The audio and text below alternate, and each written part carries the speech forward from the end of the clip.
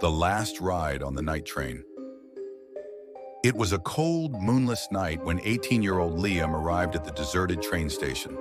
The flickering lights above cast long, dancing shadows, and the only sound was the distant howl of the wind.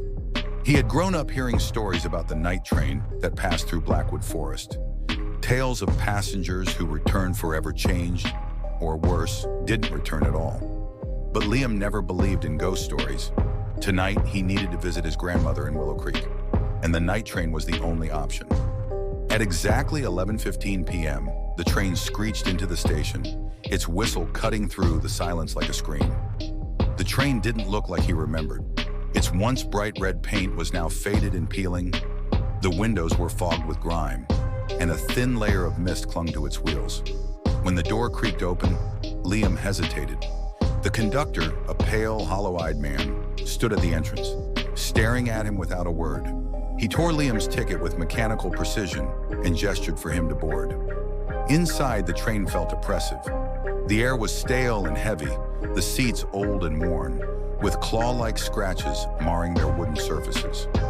The carriage was dimly lit by flickering bulbs, their glow barely illuminating the passengers scattered throughout. Near the front sat an old woman clutching a battered suitcase, her lips moving silently as if in prayer.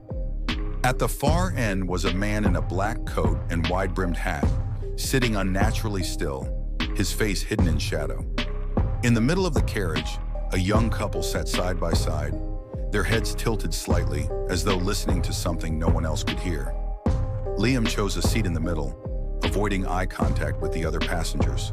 He pulled out his phone, hoping to distract himself, but there was no signal, not even a flicker of a bar. Frustrated, he shoved it into his pocket and gazed out the window, only to see nothing but impenetrable darkness.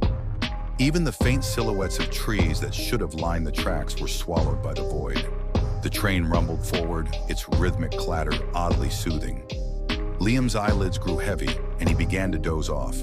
That was when he heard it, a faint, raspy whisper, so close it felt like someone was leaning over his shoulder.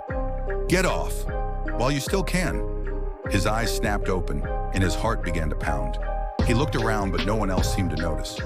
The old woman was staring at him now, her wide, terrified eyes fixed on his face. "They'll come for you," she whispered, her voice shaking. "They always do." Liam turned away, his pulse racing. The lights flickered overhead, and the temperature in the carriage dropped sharply. He could see his breath misting in the cold air. A faint hum began to fill the space, low and almost imperceptible at first, but growing louder with each passing second. It wasn't coming from the train, it was coming from outside. Suddenly, the train jolted to a violent stop. Liam was thrown forward in his seat, and a chilling silence descended. Outside the window was a wall of fog, thick and alive, swirling as though it had a will of its own. Shapes moved within the mist, vague humanoid figures with long, distorted limbs.